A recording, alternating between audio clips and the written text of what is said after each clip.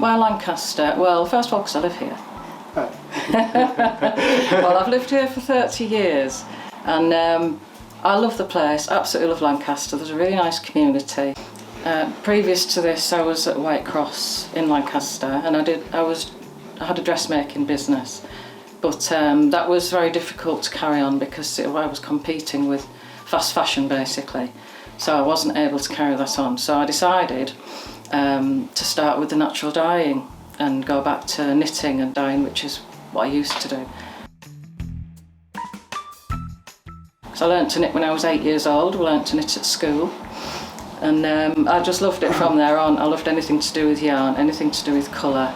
And then last year I did a short course on natural dyeing, and so I decided that was what I was going to do. I started because I'm very much into what we call slow fashion and looking after the environment, and show them that fast fashion is actually ruining the planet. It's the second most polluting industry on the planet. When I went on that course and I saw what you can do with natural dyes and the wonderful colours you can get from them and how better it is for the environment, I thought, well, that's me, that's my philosophy, that's what I'm about. The community in general in Lancaster, I just love it. I've been here for 30 years. I felt like I fitted in. Maybe it's because it's a university town, it's more open-minded.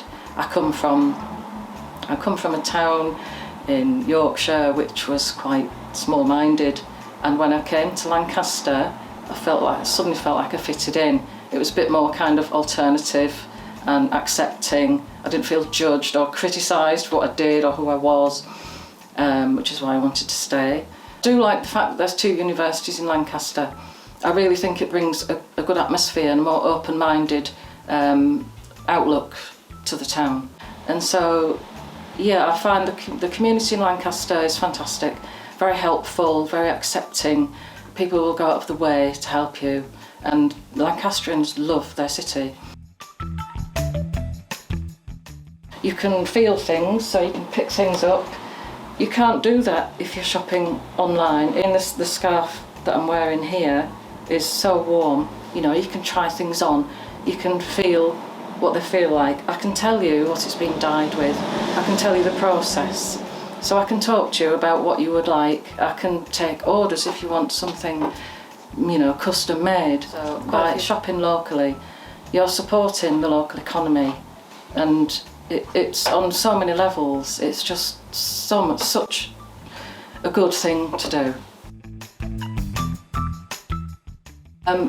If they could allow pop-up shops either free for a few weeks or very, very cheap and affordable for small businesses, you know, maybe some to join together, that would really help.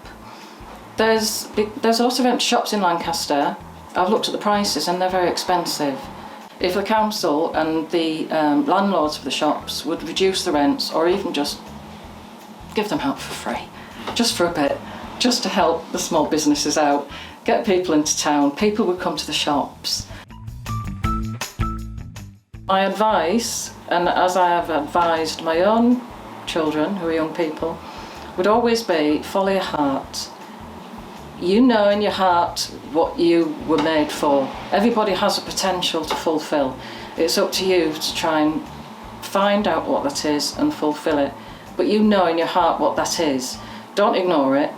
Don't let anybody steer you off course. Don't let anybody tell you anything different. Don't let people say, this is what you should be doing. Oh, if you did this, it would be much better. If your heart's not in it, don't do it. Now, there is one exception to that, which is if you have to go out and earn money, just go out and do it. If you keep coming back to your own path, that's the main thing. You will have to go off that path for various reasons at various points in your life.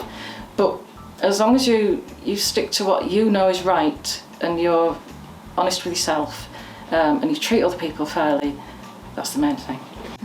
So that's it for today. Thanks a lot, Janet. Thank you. Thank you. Thank you. Thank you, Percy. Thank you.